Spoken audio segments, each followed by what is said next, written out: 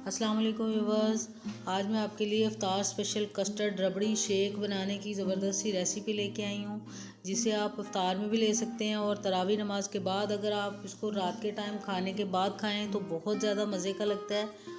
और इस ड्रिंक को, इस शेक को, इस स्मूथी को अगर आप एक दफ़ा इंजॉय करेंगे तो आपको ऐसे लगेगा कि जैसे आप रबड़ी रबड़ी फालूदा खा रहे हैं। ये इतना टेस्टी और शानदार बनता है।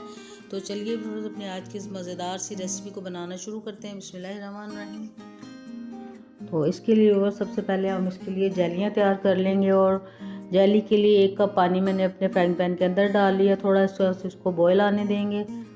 और साथ ही इसके अंदर ये बनाना फ्लेवर जेली पड़ी है ग्रीन कलर में, इसको मैं ले रही हूँ। तो अब मैं इसको इसके अंदर डाल लूँगी। ये आधा पैकेट डालेंगे आधे के साथ, क्योंकि पूरे पैकेट के साथ आप 2 कप बना सकते हैं, लेकिन मैं 1 कप के साथ बनाने जा रही हूँ तो इसलिए मैं इसमें ये आधा पैकेट चूज़ कर रही हूँ।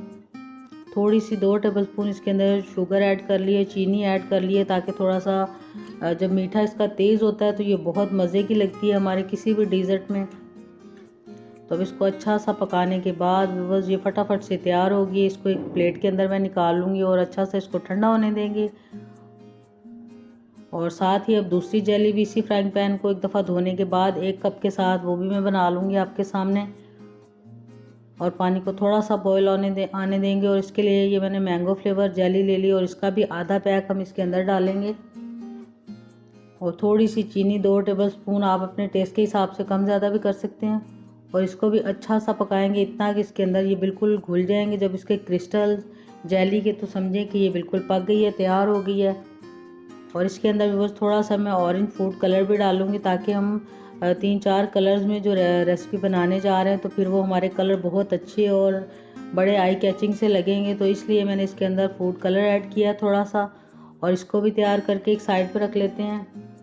और अब व्यूअर्स 1 कप पानी के साथ मज़ीद अब थोड़ी सी और हम जेली तैयार कर लेते हैं रेड कलर में। एक जो हम ये स्ट्रॉबेरी फ्लेवर में मैं डालने वाली हूँ इसके अंदर। और इसका भी आधा पैकेट बस मैंने डाला है।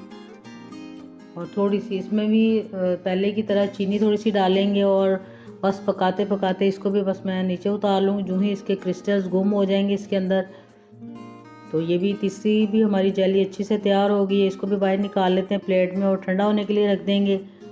और अब व्यूअर्स मज़ीद एक बनाना फ्लेवर जेली मैं और बना रही हूँ। पाइनएप्पल फ्लेवर में भी आप इसको बना सकते हैं। और अगर आप चाहें तो फ्रूट्स के साथ भी इन जेलीज़ को घर में तैयार कर सकते हैं, जेलेटिन पाउडर के साथ और थोड़ी सी चीनी और कोई सा भी फ्रूट जो आपको पसंद है। तो उसके साथ आप अनार के जूस के साथ, माल्टे के जूस के साथ, कलरिंग के साथ आप इन तमाम जो जेली हैं इनको आप घर पर बना सकते हैं, एंजॉय कर सकते हैं। फ्रेशिंग टेस्ट होता है उनका भी। तो अब ये सारी जेलियाँ आपके सामने फटाफट से हमने तैयार कर ली हैं। इनको ठंडा होने के लिए रख देंगे। और दूसरी तरफ व्यूअर्स ये अपना शेक तैयार करते हैं। इसके लिए व्यूअर्स 1 किलो दूध मैंने फुल फैट मिल्क ले लिया है। इसके अंदर खूब मलाई है, ऊपर मैंने लेयर डाल ली है उसकी भी, और थोड़ी सी चीनी डाल ली है इसके अंदर। और अब व्यूअर्स 2 टेबलस्पून कस्टर्ड पाउडर ले लिया है, वनीला फ्लेवर कस्टर्ड पाउडर मैं इसके अंदर यूज़ कर रही हूँ।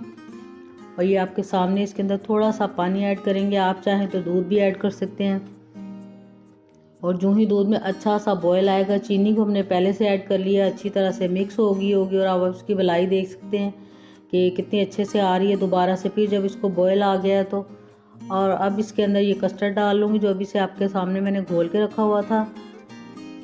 और इसको अच्छा सा पका लेंगे। इसमें हमने गुठली भी कोई बनने नहीं देनी, लेकिन साइडों पे जो लगी हुई कस्टर्ड हम बार बार इकट्ठी करेंगे तो इससे बड़ी मज़ेदार से जो ऊंचे नीचे से चंक्स बीच में आ जाते हैं।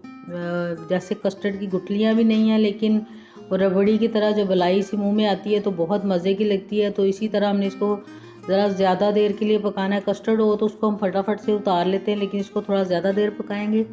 और साथ ही बस ये इसके अंदर तुख्मे मलंगा मैंने भिगो के रखा हुआ था, उसको मैंने इस टाइम पे इसलिए ऐड किया कि हमने इसको थोड़ा गाढ़ा रखना है अपने कस्टर्ड की स्मूथी को, तो इसलिए मैंने उसको पहले डाला। अगर आप चाहें तो उसको, अब मैंने ये कस्टर्ड को नीचे उतार लिया है, तो आप चाहें तो अगर इस टाइम पे इसके अंदर इस तुख्मे मलंगा को आप डालेंगे तो फिर ये थोड़ा पतला हो जाता है, तो इसलिए मैंने इसको पतला नहीं करना था तो मैंने पहले डाल लिया है। और अब बस जेलीज बिल्कुल ठंडी हो गई हैं, अब इनकी थोड़ी सी कटिंग कर लेते हैं।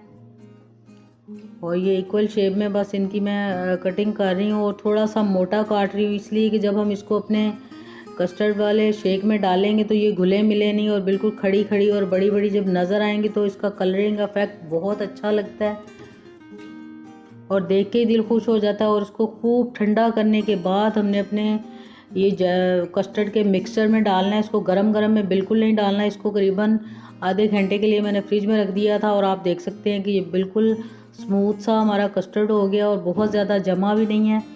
तो अब इसके अंदर ये तमाम जेलियाँ हम शामिल कर लेंगे और आप देख सकते हैं कितना ज़बरदस्त सा इनका कलर आ रहा है। इन सारों को डालने के बाद बहुत ज़्यादा इसको हिला हिला के मिक्स नहीं करेंगे, थोड़ा सा बस हिलाएंगे और फिर हम इसको जिस बर्तन में भी आप डालना चाहते हैं, किसी आप अगर बाउल में डालना चाहते हैं तो आप उनमें भी डाल सकते हैं। बहुत ज़बरदस्त सी लगती है, खाने में भी आप इसको खा भी सकते हैं और इसको आप कप में डाल के ग्लास में डाल के भी इंजॉय कर सकते हैं। बहुत टेस्टी लगता है ये वाला डिज़र्ट, ये वाला मीठा स्मूथी, आप इसको कोई भी नाम दे सकते हैं। और आप जब एक दफ़ा इसको ट्राई कर लेंगे तो आप इसके रेसिपी के फ़ैन हो जाएंगे। ये इतनी टेस्टी और शानदार सी कस्टर्ड रबड़ी स्मूथी बनकर तैयार हो गई है और देखने से ही पता चल रहा है कि कितनी यमी यमी सी लग रही है। और ऊपर थोड़े से पिस्ते गार्निश कर लिए मैंने। और जब आप इसको खूब ठंडा करके एंजॉय करेंगे तो आप यकीन नहीं कर पाएंगे कि आपने ये डिज़र्ट, ये वाली स्मूथी घर पर तैयार की है। ये इतनी टेस्टी और शानदार सी बनती है।